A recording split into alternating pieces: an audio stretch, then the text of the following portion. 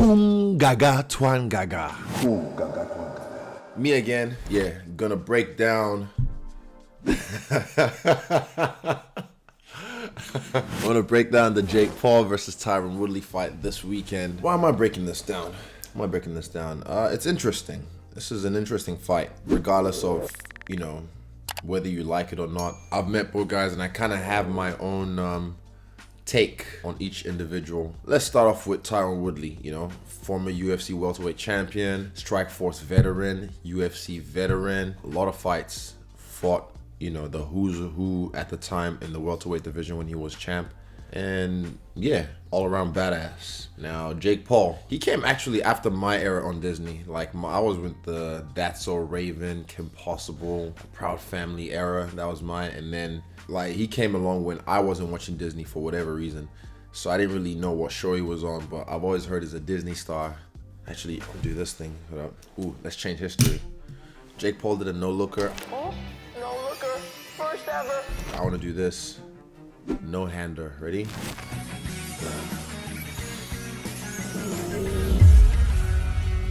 Yeah. That was silly. Anyway, Disney Channel star, YouTube star, and now a boxer.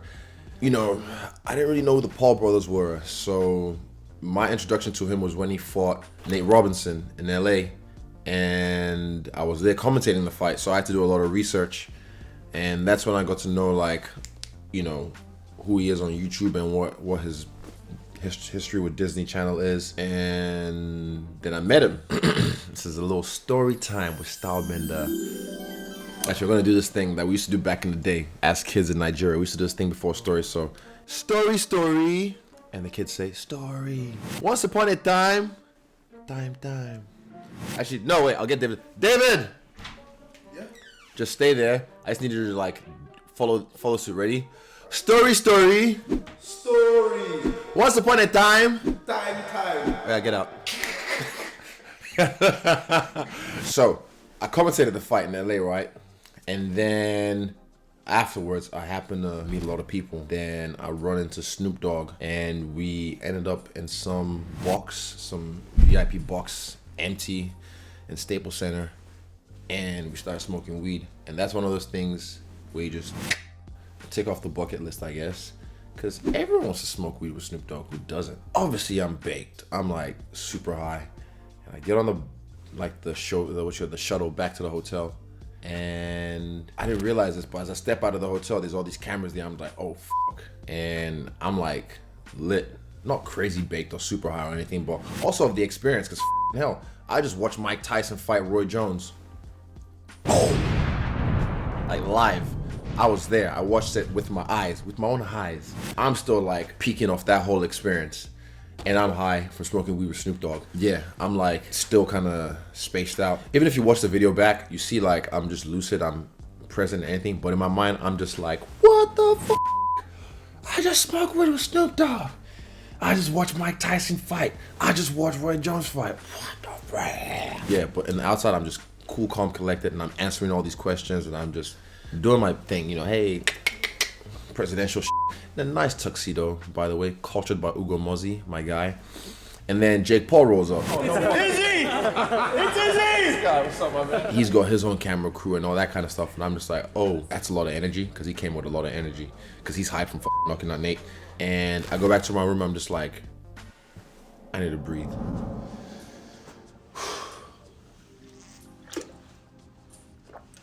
What is life? My life really is a movie, man. I'm telling you, you don't even know. I mean, think about it. If you're me, think about it. And I'm gonna say if you're me as Stylebender, the UFC fighter, man, champion. But if you're me, just as Izzy, a regular kid who's just a fan, you watch Mike Tyson and Roy Jones fight in front of your eyes and you commentated it. Then you just managed to be walking around Staples Center, and then you run to Snoop Dogg and you hang out with him, and then you smoke weed with him while you're hanging out with him. And then out of nowhere, when you're getting off the bus, you get bombarded with cameras. And then Jake Paul rolls up full of energy from knocking out Nate. And then he's got his own camera crew, and then he invites you to this after party. Yeah. So that was just a whole crescendo of experiences that when I got to my room, I just had to whoa. What is this? Just So, and also little things in between, by the way, like watching Wiz Khalifa perform, YG, just right there. It's like a little private con. Watch Snoop Dogg perform. So like all these little things as well, like in between that were just like making it peak moments, like things that people dream of doing, and I'm just like living it. And oh yeah, the after party. Fuck. Oh, I can't tell you everything that happened at the after party, but I got to hang out with Jake away from the party for a while, and we just talked.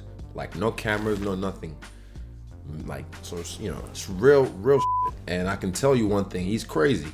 And I like it. Like for me as well, I thought it was a gimmick at first. I was just like, you know, it was just when I didn't know who he was, you know, it was this dude, this Disney kid. And then when you sit there and you talk to him, like for real, no cameras, no nothing, and you realize, oh shit, he's serious. He sounded like me when I was coming up. Similar things he was saying. Also, he like was reciting my interviews to me. That was another thing that I was really like caught off guard by. He just like was saying things that I've said, and I'm just like, yeah, how you? He's like, bro, I'm a fan. I'm like, shit, and I respect that.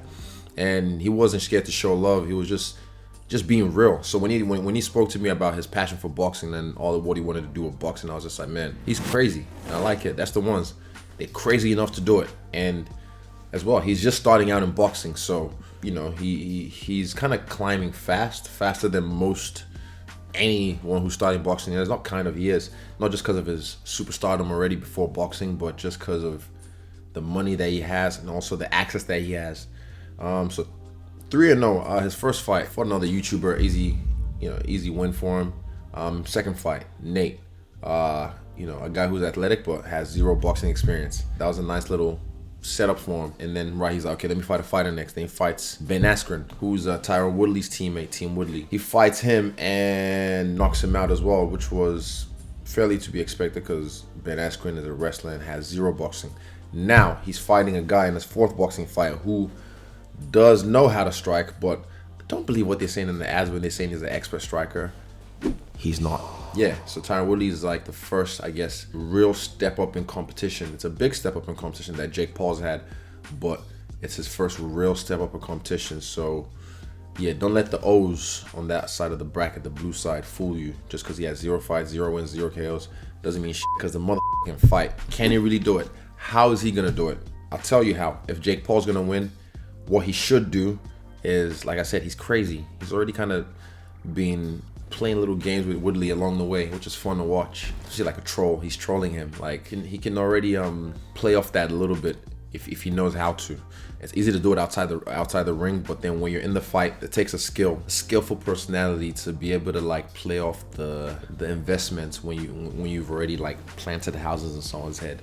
Yeah, cash out on it. Also using his long game. He's a big boy. He's what, 6'1", and Tyrone's 5'9". So yeah, he needs to use his size, use his reach. He's got a longer reach than him, 76 inch. Oh, 74. That's right. Tyrone's got them orangutan arms. But I think if Jake can use his jab, you know, clinch, jab, clinch, jab, right hand, all that kind of stuff.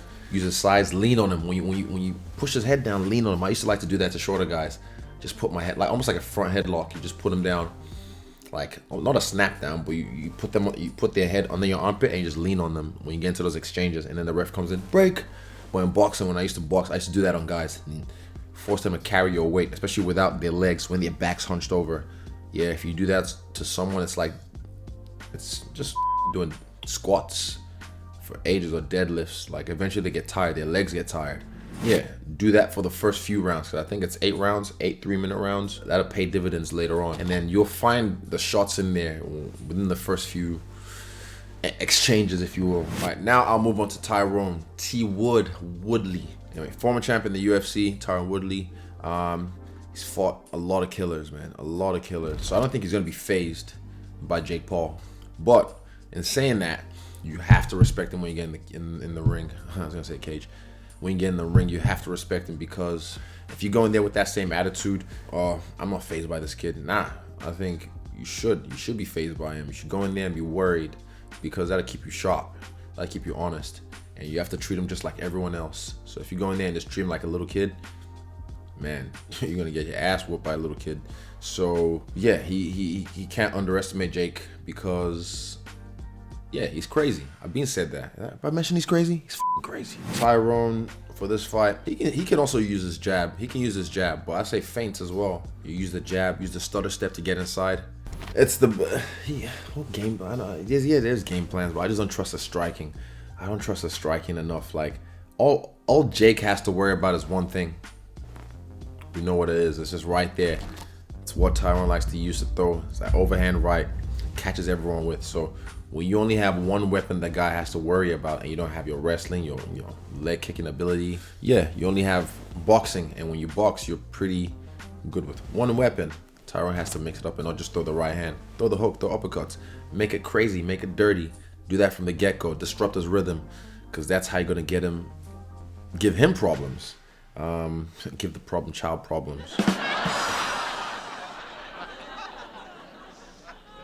I think I did something, but I'll figure it out. Also, don't headhunt. I know it might be in your head. When you're in someone's head, they always just aim for your head. They always aim for their head. They headhunt because they just want to hit you. They just want to kill you. They just want to take you out. But I feel like, nah, go to the body because you're shorter than the guy. So yeah, do some Mike Tyson shit. Go to the body as well. Also, Tyrone Woodley's got knockout power. Jesus, did we forget that? If he hits, he can definitely knock out Jake Paul, put him asleep. In the heat of the moment, I feel like Tyrone will revert back to what he knows, which is, I got that thing. So he just has to touch him once. He just has to touch Jake once in the right spot, and Jake is going to sleep. So that's that. So if Jake's going to win, jab, jab.